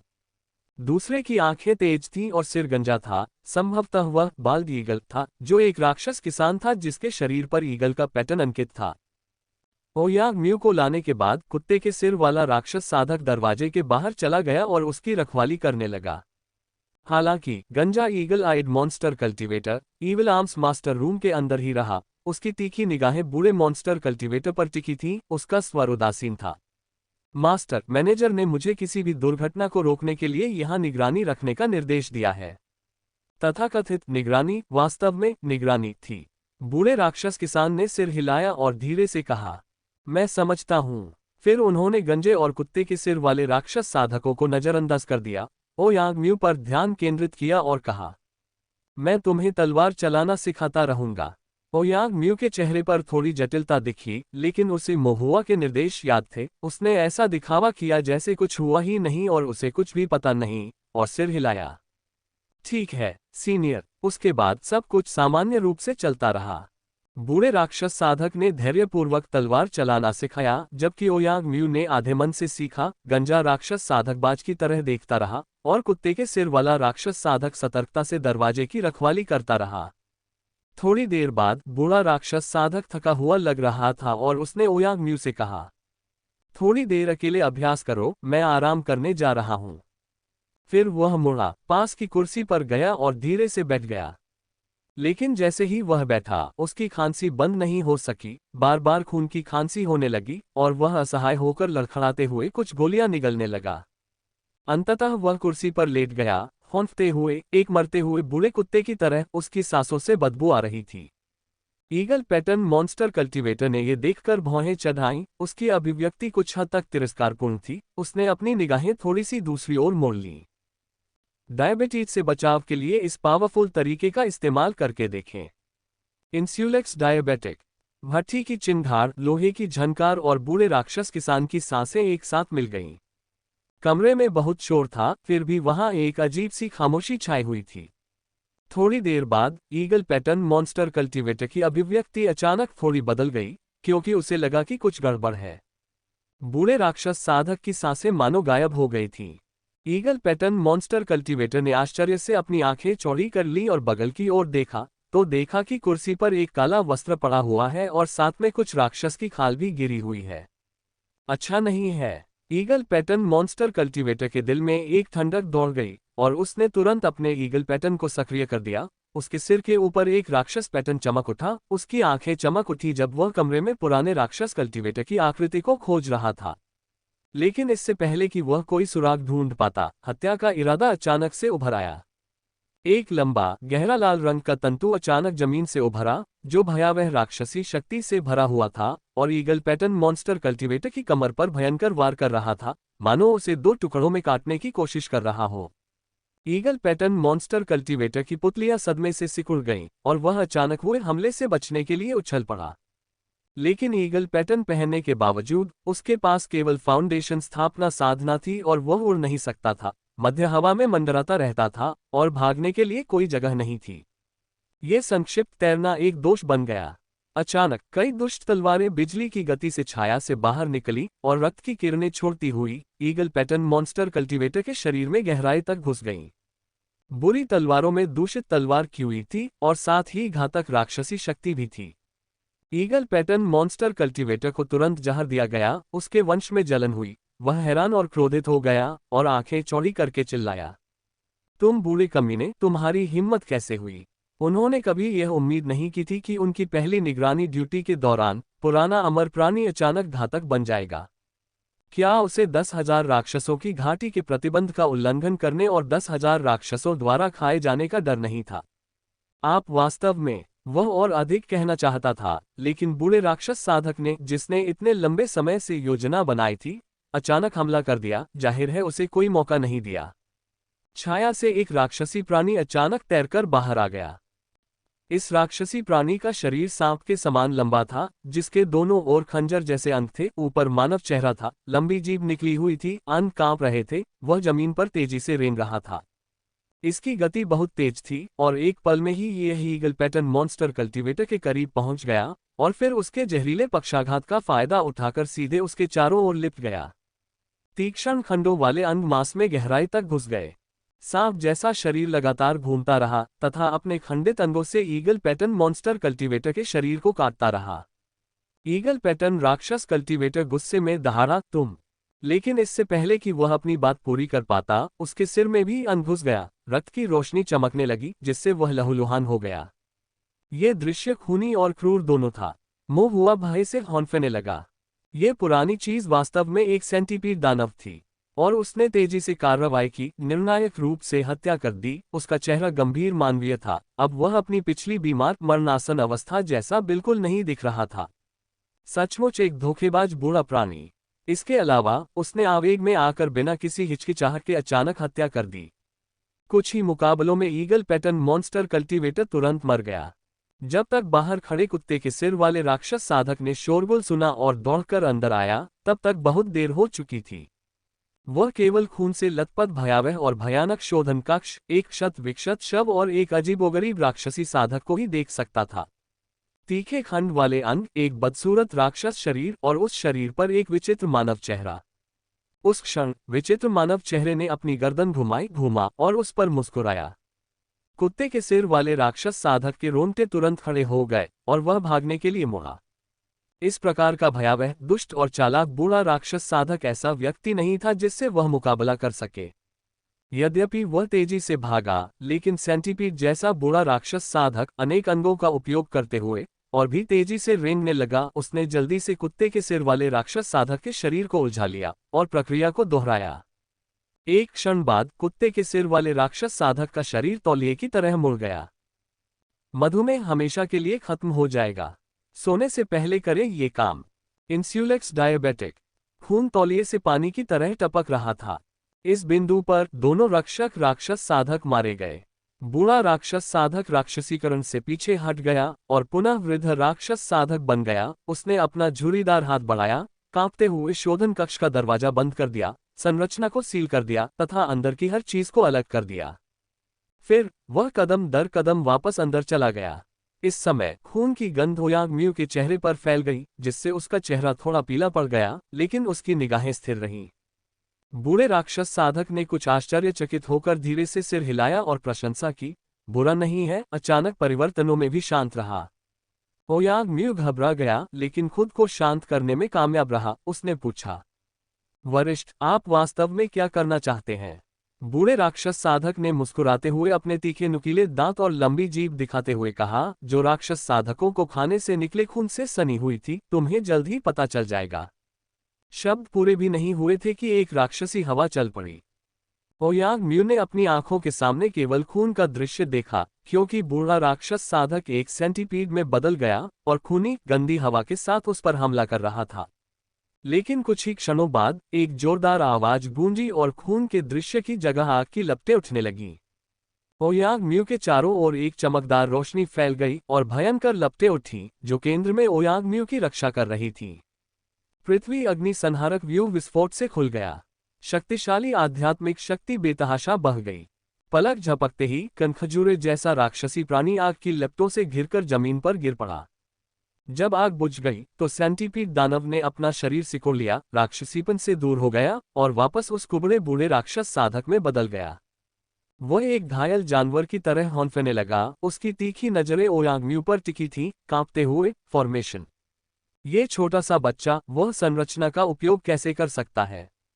बूढ़ा राक्षस एक क्षण के लिए विचार करने लगा। अचानक उसकी अभिव्यक्ति बदल गई। नहीं, ये तुम्हारा काम नहीं है। कौन आपकी मदद कर रहा है? तभी तलवार की हल्की सी आवाज सुनाई दी। बूढ़े राक्षस के कान और आंखें चौड़ी हो गईं। फिर उसने हवा में एक तेज सुनहरी रोशनी चमकती देखी। तभी एक पतली सुनहरी रेखा हवा में फैलती हुई एक ठंडी और निर्दयी हत्या की मंशा लेकर तुरंत आ पहुंची। इस तीव्र हत्या के इरादे को भांपते हुए बूढ़े राक्षस की अभिव्यक्ति सदमे और अविश्वास में बदल गई। तलवार नियंत्रण। सुनहरी रोशनी धागे की तरह घनीभूत होती है और तलवार का जानलेवा इरादा विस्मयकारी है। बूढ़े राक्षस साधक के हाव भाव नाटकीय रूप से बदल गए। वह तुरंत एक राक्षस जानवर में बदल गया, अपने जोड़ बंद कर लिए, अपने शरीर को अवरुद्ध कर लिया और तेजी से पीछे हटते हुए उस तलवार से बचने की पूरी कोशिश करने लगा। लेकिन ये तलवार बहुत तेज थी। इससे पहले कि वह कुछ कदम पीछे हट पाता, तेज मारक इरादे वाली सुनहरी तलवार की रोशनी पहले ही उसके पास आ चुकी थी। बूढ़ा राक्षस साधक अपने दांतों को पीसता हुआ अपने मजबूत अंगों का उपयोग करके अपने महत्वपूर्ण क्षेत्रों की रक्षा करता है।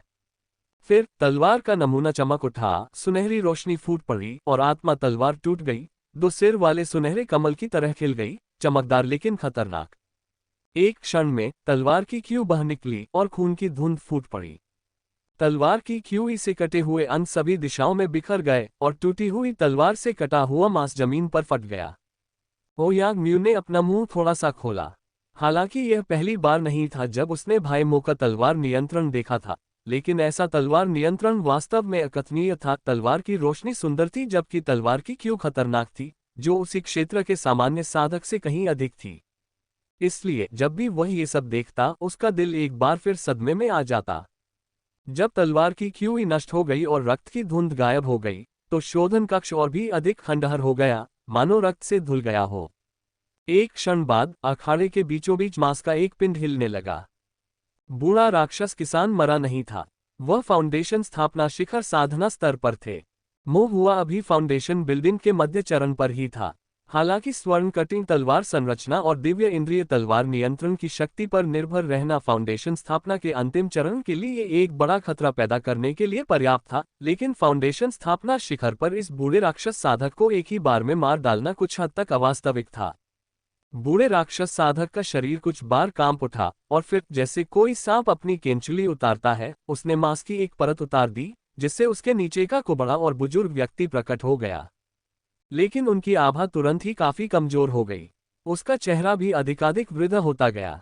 स्पष्टतः इस गंभीर चोट और हानि ने उसकी जीवन शक्ति के अंतिम अंश को भी नष्ट कर दिया था तथा उसे उसकी अंतिम सीमा के करीब पहुंचा दिया था। इस बीच उसकी अभिव्यक्ति अधिक गंभीर होती गई, यहां तक कि उसमें डर का भी भाव था। ऐसा तलवार नियंत्रण गोल्डन कोर नहीं। बूढ़े राक्षस साधक ने अपना सिर हिलाया, ये सोचते हुए, ये स्वर्ण मूल नहीं हो सकता। आध्यात्मिक शक्ति अभी तक ठोस नहीं हुई है, इसलिए यह अभी भी आधार स्तर की साधना पर है। लेकिन किस तरह का फाउंडेशन बिल्डिंग कल्टीवेटर ऐसी भयंकर और अलौकिक तलवार नियंत्रण विधि में महारत हासिल कर सकता है? इस 10,000 राक्षसों के कारागार में, जहां राक्षस साधक हर जगह हैं, फिर भी कौन ऐसा शुद्ध तलवार नियंत्रण रखेगा? और इस समय ये भयानक तलवार साधक अंधेरे में छिपकर उस पर जासूसी कर रहा था। बूढ़ा राक्षस साधक हैरान और भयभीत था, चारों ओर देख रहा था। उसकी आवाज भारी थी। कौन सा ताओवादी मित्र? क्यों नहीं दिखाते खुद को? आसपास से कोई प्रतिक्रिया नहीं हुई, न ही कोई हलचल हुई। बूढ़े राक्षस साधक ने अपनी दिव्य इंद्रिय जागृत की। उसने दीवारों को खाली पाया और अभी भी कुछ भी महसूस नहीं कर रहा था, लेकिन वह जानता था कि छाया में कोई छिपा हुआ होगा। बूढ़े राक्षस साधक ने ठंडे स्वर में कहा, इतनी शानदार तलवारबाजी के साथ तुम कायरता से क्यों पेश आ रहे हो? छिप रहे हो और खुद को दिखाने की हिम्मत नहीं कर रहे हो। मोह हुआ स्वाभाविक रूप से उसके साथ शब्दों को बर्बाद नहीं करेगी। उसने पहले ही दूसरी आत्मा तलवार खींच ली थी। जब अवसर मिले तो उसका लाभ उठाओ और उसे मार डालो। इस दुनिया में अगर कोई ऐसी चीज है जिसे एक तलवार नियंत्रण से हल नहीं किया जा सकता है, तो फिर से तलवार नियंत्रण का उपयोग करें। जब सब कुछ तैयार हो गया तो मोह हुआ की दिव्य भावना जागृत होने लगी। बूढ़े राक्षस साधक की अभिव्यक्ति तेजी से बदल गई। उसने महसूस किया कि एक ठंडी, अस्पष्ट, रहस्यमय, फिर भी अकथनीय रूप से राजसी दिव्य भावना चुपचाप उस पर उतर रही है। दिव्य इंद्रिय ताला। इससे पहले उसका सारा ध्यान ओयांग म्यू पर हमला करने पर केंद्रित था, इसलिए उसने इस अजीब और रहस्यमय दिव्य भावना पर लगभग ध्यान नहीं दिया। अब एक चौंके हुए पक्षी की तरह तलवार से वार होने के कारण उसकी धारणा बहुत अधिक तीव्र हो गई। यह एक प्रकार की दिव्य अनुभूति थी जिसे उसने पहले कभी महसूस नहीं किया था। इतना रहस्यमय और जटिल कि यह मानवीय दिव्य अनुभूति जैसा भी नहीं लगता था। बूढ़े राक्षस किसान का दिल ठंडा पड़ गया। वह इस दिव्य इंद्रिय के ताले को तोड़ना चाहता था, लेकिन जैसे ही उसने अपने दिव्य विचार को आगे बढ़ाया, उसने पाया कि दिव्य इंद्रिय का ये धागा हड्डी से चिपके हुए कीड़े की तरह था, जिससे बचना बिल्कुल असंभव था। बूढ़े राक्षस साधक का चेहरा भय से भर गया। मरने वाला है। वह पहले ही अपनी सीमा के अंत तक पहुंच चुका था। यदि वह भयानक तलवार नियंत्रण फिर से आ गया तो वह निश्चित रूप से मर जाएगा। गोल्डन कोर के लिए उनकी सारी साधना, महत्वाकांक्षाएं और दशकों की योजनाएं बर्बाद होने वाली थीं। नहीं, खुद को कैसे बचाऊं? घबराहट में, हताशा से पैदा हुई बुद्धिमत्ता में उसने तुरंत अपनी आस्तीन उतारी और 5 या 6 दुष्ट छोटी तलवारें सेंटीपीड डेमन के जहर में डूबी हुई तेजी से ओयांगम्यू की ओर चली। निश्चित रूप से जैसे ही उसने ओयांगम्यू पर दुष्ट तलवार से हमला किया, स्वयं पर लगे दिव्य इंद्रिय ताले के कारण उत्पन्न संकट की भावना लुप्त हो गई। फाउंडेशन एस्टेब्लिशमेंट पीक की राक्षसी शक्ति से युक्त कई दुष्ट तलवारें रक्त लाल किरणों के रूप में हवा को चीरती हुई सीधे ओयांगम्यू की ओर बढ़ रही थीं। ओयांगम्यू चौंक गया और जितना संभव हो सके उतना पीछे हटने में सक्षम था, लेकिन वह न तो उनसे बच सका और न ही उनसे बचाव कर सका। इस समय आकाश सुनहरी रोशनी से चमक उठा। एक सुनहरी आत्मा तलवार हवा में उड़ी और सुनहरी तलवार क्यूई का एक ढेर फूट पड़ा, जिसने खूनी दुष्ट तलवारों को पूरी तरह से नष्ट कर दिया। आध्यात्मिक शक्ति और बुरी शक्ति आपस में गुंथी हुई थी और उनमें टकराव हो रहा था। शक्तिशाली आध्यात्मिक शक्ति का एक उभार फैल गया, जिसके साथ टूटी हुई तलवार क्यूई और तलवार के हथियार के टुकड़े भी थे। इस आपाधापी में ओयांगम्यू को केवल इतना ही समय मिला कि वह अपनी दोनों भुजाओं को सामने की ओर मोड़ सके, इससे पहले कि तलवार की क्यूई की टक्कर से उत्पन्न आघात तरंग ने उसे उड़ा दिया और वह दीवार के कोने से टकरा गया। ओयांगम्यू को ऊपर चढ़ने में कठिनाई हो रही थी, उसके मुंह के कोने पर खून लगा हुआ था। उसे थोड़ी चोट लगी थी, लेकिन उसका महत्वपूर्ण क्षेत्र मोहुआ द्वारा दिए गए spirit tool hot protecting mirror द्वारा सुरक्षित था, इसलिए ये गंभीर नहीं था।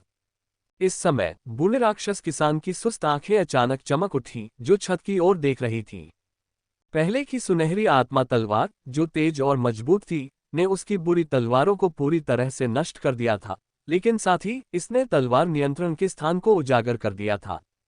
पुराने राक्षस साधक ने तुरंत एक नई दुष्ट तलवार में राक्षस शक्ति डाल दी।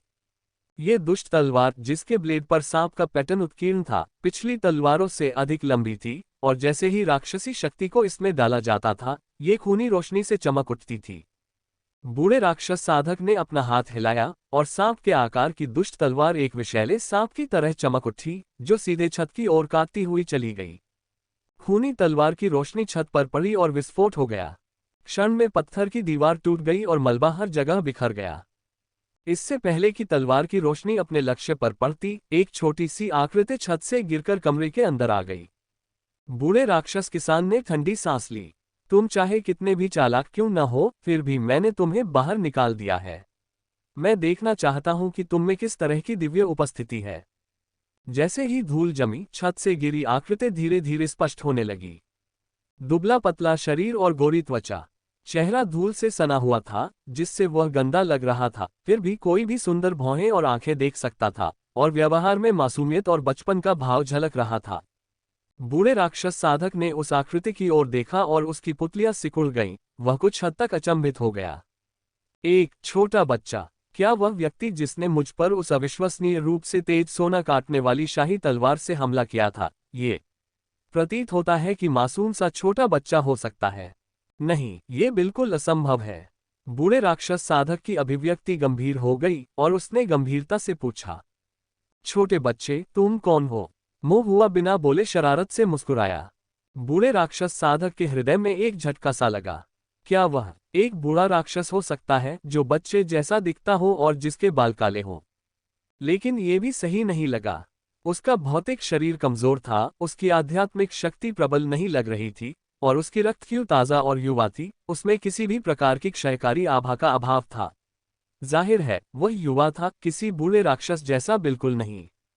बूढ़े राक्षस साधक की अभिव्यक्ति बदल गई और उसने अपने मन में सोचा, इस छोटे बच्चे, शायद इसका कोई अजीब सा सामना हुआ होगा, इसमें योग्यता की कमी जरूर है, लेकिन तलवारबाजी में इसकी प्रतिभा बेहद ऊंची है। इसीलिए इतनी कम उम्र में ही इसने तलवार चलाने में इतनी महारत हासिल कर ली है। लेकिन तलवार नियंत्रण के अलावा वह शायद कुछ और नहीं जानता।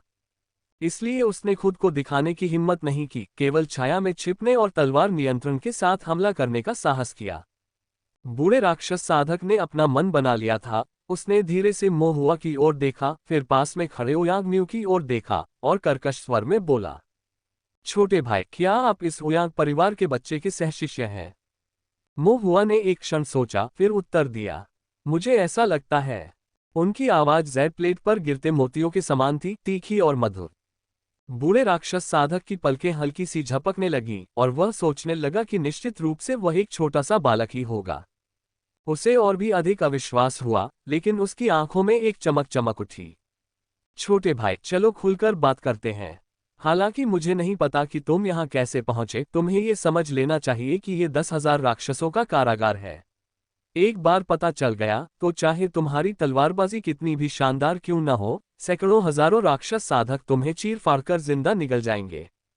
अनेक राक्षस साधकों के बीच मौत से लड़ने के कारण यहाँ तक कि गोल्डन कोर साधकों के भी गिरने का खतरा है। आप जैसे मध्य चरण फाउंडेशन स्थापना बच्चे की तो बात ही छोड़ दीजिए। और सच कहूं तो मेरे पास भी कुछ रहस्य हैं जो मैं नहीं चाहता कि बाहरी लोग जाने। बूढ़े राक्षस साधक का स्वर नर्म हो गया। क्यों ना हम सब लड़ना बंद कर दें, ठीक है? मोहुआ ने सिर हिलाया। बूढ़े झूठे, मुझे धोखा देने की कोशिश मत करो। मैं रोकना भी चाहूं तो भी तुम चुपचाप नहीं जाने दोगे। बूढ़ा राक्षस साधक अजीब तरह से रुका और सौहार्दपूर्वक बोला, छोटे भाई, तुम ऐसा क्यों कह रहे हो? मोहुआ ने मंद मंद मुस्कुराते हुए कहा, बूढ़े झूठे, तुमने तलवार की हड्डी गढ़ ली है और अपना कोर बनाना चाहते हो। अब तीर दूरी पर है, सफलता या असफलता बस बाल भर की दूरी पर है। तुम भला कैसे रुक सकते हो? क्या तुम सच में सोचते हो कि मैं बच्चा हूं? अब भी मुझे धोखा देने की कोशिश कर रहे हो? बूढ़े राक्षस साधक ने थोड़ा सा भौहें चढ़ाई, फिर एक अस्पष्ट अभिव्यक्ति के साथ मुस्कुराया। आपको कैसे पता कि मैं एक तलवार की हड्डी बनाना चाहता हूं और एक सुनहरा कोर बनाना चाहता हूं? बकवास, मोहुआ ने जवाब दिया। कौन कोर का गठन नहीं करना चाहेगा? बूढ़े राक्षस साधक की निगाहें थोड़ी ठंडी हो गईं। तो क्या आप जानते हैं कि मैं तलवार की हड्डी कैसे बनाता हूं, कोर कैसे बनाता हूं? मोहुआ आश्वस्त लग रहा था। ऐसा दिखावा मत करो कि मुझे नहीं पता। तुम्हारी तलवार की हड्डी पहले से ही जाली है। जहां तक कोर बनाने की बात है तो ये जूनियर भाई म्यू को एक ट्रिगर के रूप में इस्तेमाल करने और गोल्डन कोर बनाने के लिए कुछ बुरे तरीकों का इस्तेमाल करने के अलावा और कुछ नहीं है। ये कहते हुए मोहुआ ने बूढ़े राक्षस साधक की दिव्य इंद्रिय पर नजर रखी। लेकिन निस्संदेह बूढ़ा राक्षस साधक स्पष्ट रूप से एक धूर्त और कपटी चरित्र था और इस टकराव में उसकी सतर्कता की भावना बहुत अधिक थी, इसलिए उसकी दिव्य इंद्रिय में उतार चढ़ाव स्पष्ट नहीं थे। मोहुआ को यकीन नहीं हो रहा था कि उसका अनुमान सही था या गलत, या शायद उसने केवल आधा ही सही अनुमान लगाया। जब मोहुआ विचार कर रहा था, उसने अचानक अपने बगल में ओयांग म्यू को ये कहते सुना, भाई मो, अच्छा नहीं, ये बुढ़िया चुपके से कुछ खा रही है। मोहुआ आश्चर्यचकित रह गया। ओयांग म्यू चिंतित दिख रहे थे। पहले तो उसने दोनों की बातें सुनी और ध्यान नहीं दिया, लेकिन बाद में संयोग से उसने देखा कि उसकी पीठ के पीछे उस बूढ़े राक्षस साधक की हरकतें कुछ असामान्य थीं। हल्की नजर से देखने पर उसे अचानक पता चला कि किसी समय इस बूढ़े राक्षस साधक की पीठ के पीछे दो पतले अंग उगाए थे और उसके सिर के पीछे एक रेंगता हुआ कीट का मुंह दिखाई दे रहा था। इस समय वह मोहुआ से दूर मुंह करके लगातार अपने अंगों का उपयोग करके उसके सिर के पीछे स्थित कीड़े के मुंह में मांस के रंग की गोली खिला रहा था। ओयांग म्यू के बोलना समाप्त करने से पहले बूढ़े राक्षस साधक की अभिव्यक्ति अचानक भयानक हो गई। सिर्फ ओयांग म्यू ही नहीं, बल्कि यह छोटा बच्चा भी जो कहीं से अचानक प्रकट हो गया। इन दोनों बच्चों को वह अपनी जिंदगी से जुड़ी शैतानी तलवार के लिए ट्रिगर के तौर पर इस्तेमाल करना चाहता था। वह पहले ही अपने जीवन के अंत के करीब पहुंच चुका था और अब तलवार के घावों से पीड़ित होकर वह मौत के कगार पर था। उसे इस आखिरी मौके के लिए लड़ना था। अभी अभी मोहुआ के साथ बातचीत करते हुए वह खुद को गोलियां खिला रहा था। साथ ही उसने अपने मन में सब कुछ योजनाबद्ध कर लिया था। ओयांग म्यू, वो बच्चा तलवारबाजी में तो ठीक ठाक है, लेकिन जब असली लड़ाई की बात आती है तो उसका जिक्र करने लायक भी नहीं है। ये कोई बड़ी बात नहीं है। महत्वपूर्ण बात यह है कि यह तलवार को नियंत्रित करने वाला छोटा बच्चा है। इस विलक्षण बालक की तलवारबाजी वास्तव में असाधारण है, लेकिन उसका भौतिक शरीर दुर्बल है और उसकी आध्यात्मिक शक्ति कमजोर है। वह निश्चित रूप से निकट युद्ध से डरता है। इसके अलावा उसका तलवार नियंत्रण दूरस्थ है। जब तक मैं उसके करीब पहुंचूंगा और उससे उलझाऊंगा, तब तक वह अपनी तलवार को नियंत्रित करने में असमर्थ रहेगा। चाहे उसकी तलवारबाजी कितनी भी असाधारण क्यों न हो, वह कुछ भी नहीं बल्कि कटा हुआ मांस ही रहेगा। जीत या हार इसी एक कदम में निहित है, जीवन या मृत्यु भी इसी में निहित है। इस समय जब तक मैं पहल करूंगा, लाभ मेरा ही होगा। बूढ़े राक्षस साधक की दृष्टि में दुष्ट क्यों ही उमड़ पड़ी और उसका शरीर वापस राक्षसी अवस्था में बदलने लगा। हालांकि समय सीमित था और राक्षसी शक्ति पूरी तरह से बहाल नहीं हुई थी। वह केवल आधा ही राक्षसी रूप धारण कर सका, एक विचित्र अर्धमानव अर्ध शतपथ राक्षस बन गया, लेकिन इतना ही काफी था। ये तलवार चलाने वाला छोटा बच्चा एक बार मेरी पहुंच में आ गया तो मेरा मुकाबला नहीं कर सकेगा। राक्षसी हवा अचानक बढ़ गई और रक्त प्रकाश तीव्र हो गया। बूढ़े राक्षस साधक ने अविश्वसनीय गति से आगे बढ़ते हुए अचानक हमला बोल दिया। वह अपने सामने मोहुआ का चेहरा भी देख सकता था, जिस पर घबराहट का भाव था और असहायता का भाव था। बेचारा बच्चा, बूढ़े राक्षस साधक ने सोचा, लेकिन उसके हृदय में दया का लेशमात्र भी नहीं था।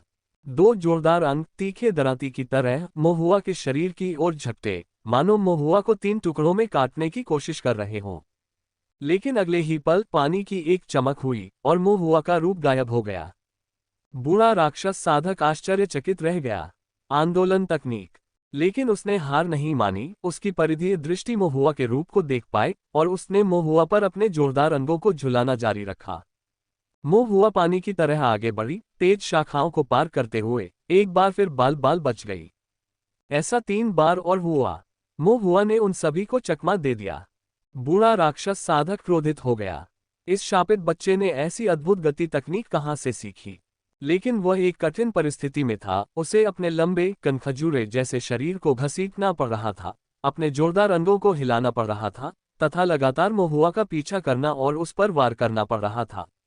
यदि वह मोहुआ को नजदीक से नहीं मार सकता था और दिव्य इंद्रिय तलवार नियंत्रण का प्रयोग करके मोहुआ को दूरी बनाने देता, तो यह उसकी अपनी मृत्यु होती। मोहुआ का रूप पानी की तरह फिसल गया, बूढ़े राक्षस साधक के हमले से बच गया। कुछ क्षण के लिए दृश्य गतिरोध की स्थिति में आ गया। दर्जनों राउंड तक बचने के बाद मोहुआ कुछ अस्तव्यस्त दिख रहा था और एक खाली क्षण में उसने कहा, बूढ़े चालबाज, इसे छोड़ दो, मेरी चाल तकनीक अच्छी है, तुम मुझे नहीं मार सकते। बूढ़े राक्षस साधक ने ठंडे स्वर में कहा, मैं पीछा कर रहा हूं और तुम भाग रहे हो। भले ही तुम 100 चालों में भी बच जाओ, यदि तुम एक भी चाल में नहीं बच पाए तो तुम मेरे हाथों मारे जाओगे। मैंने अभी बहुत सारी गोलियां ली हैं, मैं तुम्हारे साथ अपना समय बिता सकता हूं। बूढ़े राक्षस साधक की निगाहें भयावह थीं। मोहुआ की अभिव्यक्ति गंभीर हो गई, थोड़ी चिंता के साथ, लेकिन बस एक पल के लिए। वह अचानक उज्ज्वल मुस्कुराया और बूढ़े राक्षस साधक से कहा, ये कितना संयोग है, मैंने अभी अभी बहुत सारी संरचनाएं बनाई हैं, मैं इसे आपके साथ और लंबा नहीं खींचना चाहता। ये सुनकर बूढ़ा राक्षस साधक क्षण भर के लिए स्तब्ध रह गया। तभी अचानक उसके दिल में ठंडक की लहर दौड़ गई। नीचे देखते हुए उसने देखा कि किसी बिंदु पर जमीन पर कई परतें बन गई थीं, जिनमें से एक संरचना सुनहरे ताले की तरह सुनहरी रोशनी से चमक रही थी, जिसने पहले ही उसके जोड़ों को उलझा दिया था। बूढ़े राक्षस साधक की पुतलियां हिंसक रूप से कांपने लगीं।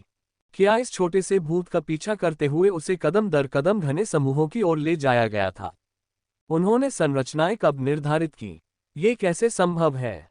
एक प्रबल मृत्यु का संकेत उसके पूरे शरीर पर छा गया। बूढ़े राक्षस साधक का चेहरा विकृत हो गया और वह अपनी पूरी ताकत से उन संरचनाओं से बचने के लिए संघर्ष करने लगा। लेकिन तब तक बहुत देर हो चुकी थी। सुनहरे ताले ने उसे उलझा दिया और पृथ्वी की आग फट गई। सुनहरी रोशनी और आग की रोशनी सीधे फैल गई। मोहुआ पानी को छूते हुए ड्रैगनफ्लाई की तरह हल्के कदमों के साथ कदम दर कदम पीछे की ओर बहता गया और साथ ही साथ छल्लों में संरचनाओं को सक्रिय करता गया। प्रत्येक कदम के साथ वह पीछे हटता था, संरचनाओं का एक घेरा फट जाता था, जो बूढ़े राक्षस साधक को परत दर परत घेर लेता था, जब तक कि वह पूरी तरह से उसमें समा नहीं जाता था। पृथ्वी की अग्नि और पृथ्वी संहारक दोहरी आध्यात्मिक शक्ति तरंगे लगातार आपस में गुंथी और फटती रहीं। अग्नि और पृथ्वी की रोशनी टिमटिमा रही थी और एक दूसरे में बदल रही थी। अंततः जब संरचना के उतार चढ़ाव समाप्त हो गए तो वृद्ध राक्षस साधक संरचनाओं द्वारा टुकड़े टुकड़े कर दिया गया तथा केवल रक्त और मांस का एक ढेर ही बचा। दुष्ट उपकरणों के कक्ष के अंदर अचानक शांति छा गई। केवल भयानक भट्टी की आग अभी भी फुफकार रही थी और जल रही थी। ओयांग म्यू ने एक लंबी सांस छोड़ी और उस विस्फोट स्थल के केंद्र की ओर, अब रक्त और मांस से बने बूढ़े राक्षस साधक की ओर देखा। ये सोचकर कि वह कभी ताई आ संप्रदाय के ओयांग परिवार का तलवारबाजी गुरु था, उसकी भावनाएं कुछ जटिल थीं। फिर उसने अपना सिर घुमाया और कहा, भाई मो। लेकिन इससे पहले कि वह अपनी बात पूरी कर पाता, मोहुआ ने अपना सिर हिला दिया। ओयांग म्यू आश्चर्यचकित हो गया, क्या हुआ? यह अभी तक खत्म नहीं हुआ है। मोहुआ की नजर थोड़ी संकुचित हो गई।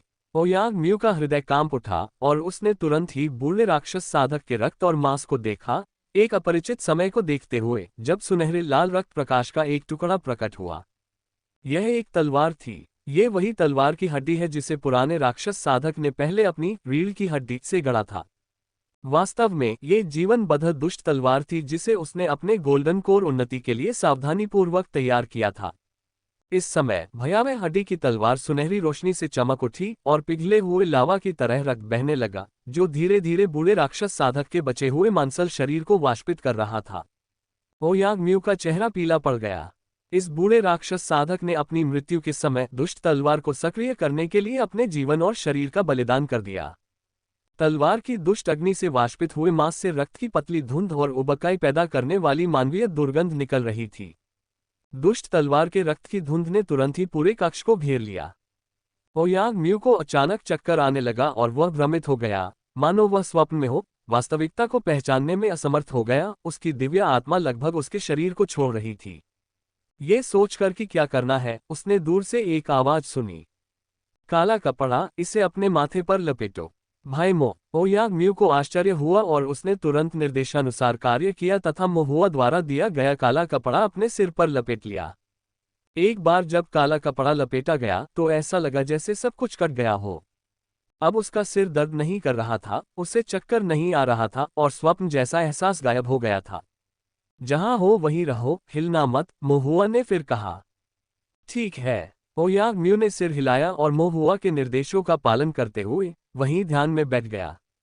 इस बीच दूसरी ओर महुआ ने स्वप्न जैसी भावना को अपने ऊपर हावी होने दिया, अपने कानों में बड़बड़ाहट को सुनता रहा जब तक कि उसने महसूस नहीं किया कि उसकी दिव्य भावना दूर हो रही है।